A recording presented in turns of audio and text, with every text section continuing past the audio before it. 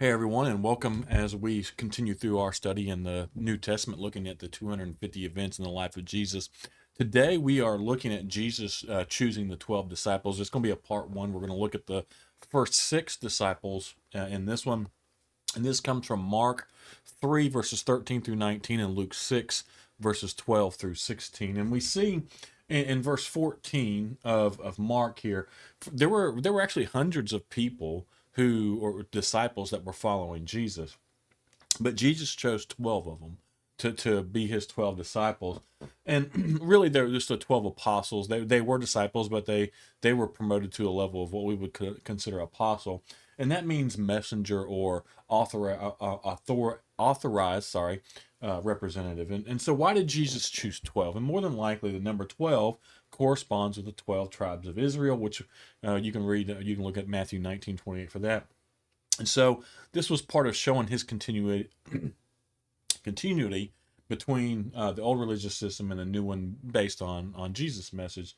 And so, many people follow Jesus, but these 12 were called out to receive what we would probably see as a more intense training, which took over a 2 to 3 year period at this point. And so I'm going to go through these and kind of think in the order they were listed, and we're going to look at the first six today. And the one of the more ones that most people know of or are aware of is Peter, right? Simon Peter, as most people are known him, and he was part of Jesus's inner three. We'll look at those three. His Greek name was Simon, and so a lot of times we will refer to him as Simon Peter. His Hebrew name was Cephas, right? And I got some scriptures in there. The Greek meaning Simon, it means rock, right? And we see this. The Arabic meaning of Cephas is also rock, and and Jesus uses his name as an example of what he's going to build his church on, which wasn't Simon Peter, but the confession that Peter makes that Jesus is the Son of God, and we'll look at that here a little later on.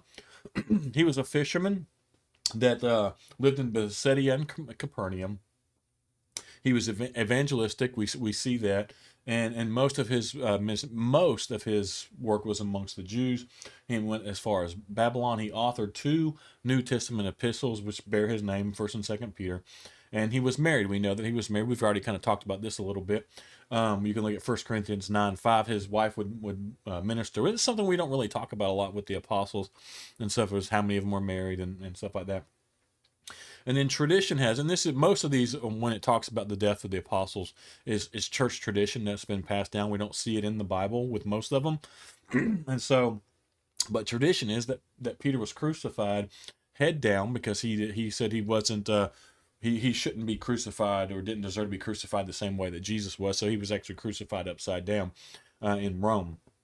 And Peter was a Galilean, and Josephus, who is a famous historical figure, author from this time period, wrote about the Galileans.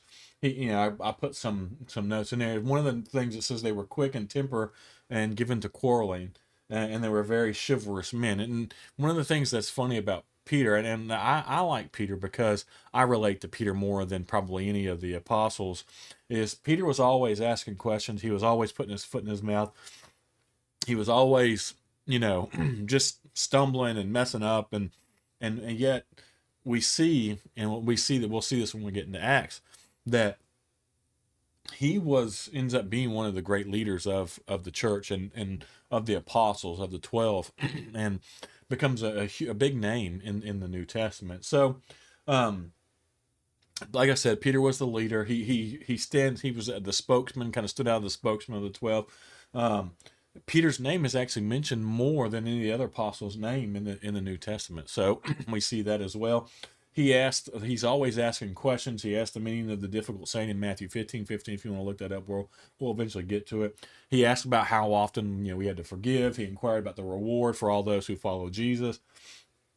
He was the first to confess that Jesus and declared him Son of the living God. And we're going to look at that. That's where Jesus talks about upon this rock, that confession that he was going to build the church. He was at the Mount of Transfiguration with the other three. He saw the daughter of Jairus raised to life, and he cut off the servant's ear. We know that it was him. And yet in the end, with all that, he was the one who denied Christ 3 times. And if you have not or aren't familiar with that story, it's just it's a hard story, but the forgiveness we see in that, in the turnaround that we see from Peter, from being the mess to messing up the way he does, to the disciple that he becomes, or the apostle that he becomes, is it should be promising for us, because I think a lot of us can, I know I do, can relate to Peter, and how often he messes up, and how he just is. So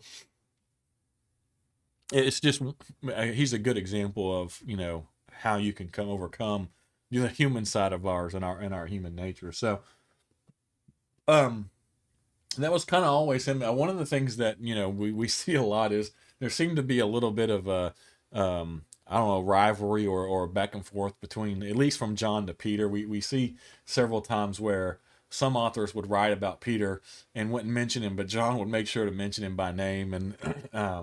And so even John talks about the foot race back to the tomb, and how he beat Peter there. It's just kind of funny to see the human nature come out a little bit in the writing. So the next one is Andrew. Andrew was the brother of Peter, and he also lived in the same area that he did. Originally, he was actually a disciple of John the Baptist, followed him. We saw that in Mark 1, when we were reading through there. And Andrew was the first to follow Jesus, right? So, and his enthusiasm was evident because he brought his brother Peter along as well. And from church history again, that Andrew died as a martyr, and he faced crucifixion. That's kind of really all we have about Andrew.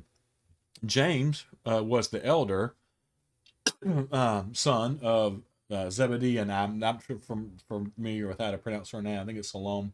And he was the brother of John, the apostle.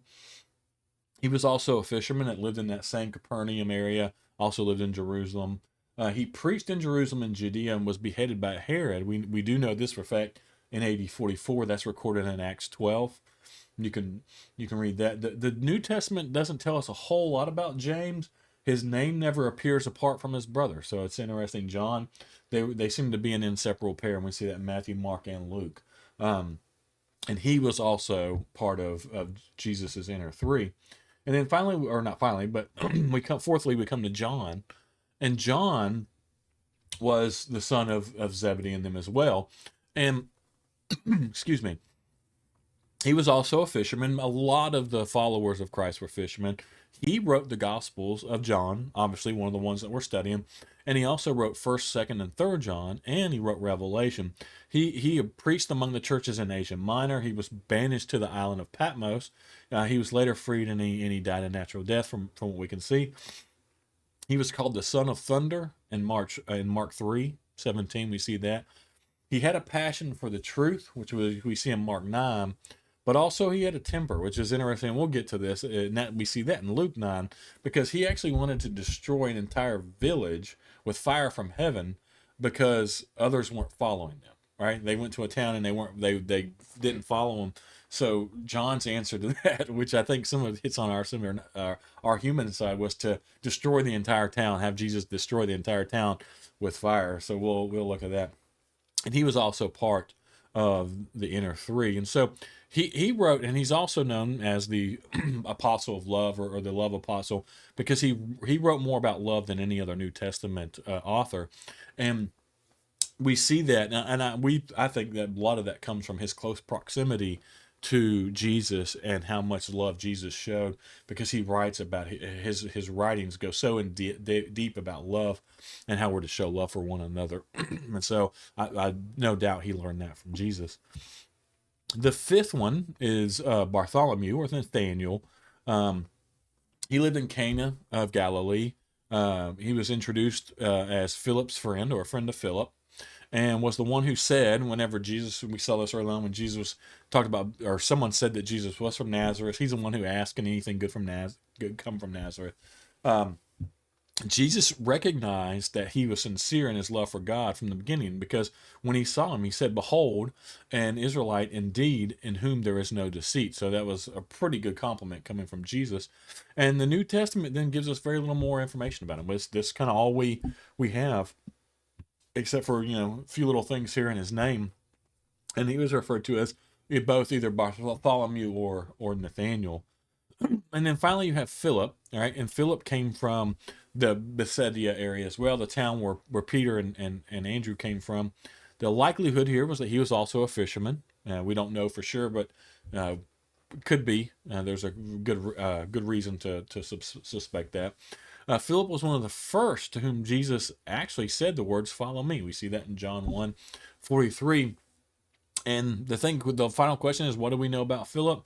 Almost nothing. This is about it. Although a Jew, we only know him by his Greek name, which was Philip. So again, it's interesting. We have these the disciples who were called to be the apostles, the 12 that Jesus called in. And I mean, if you want to look up more details about them, there's always a lot that's written about them that you can look up. But this is just kind of an overview of the first six. We're going to look at the next six tomorrow, of who they were. But these are the people that were called to be the major players in Jesus's ministry, and they're the ones who in the end, obviously all but Judas, which we'll talk about tomorrow, end up being the keys kind of the church handed over to him to spread the message of Christ and who he is and his mission. So again, we got the first six. As always, I hope you're learning something from these. I hope you're enjoying these as we go through them. I encourage you to share this with someone if you think it would help them. And if you haven't subscribed, I encourage you to subscribe to our channel, because we're going to continue to just push out content like this and other things as well as we grow and study more things. So again, I appreciate you taking the time to watch these, and as always, thank you.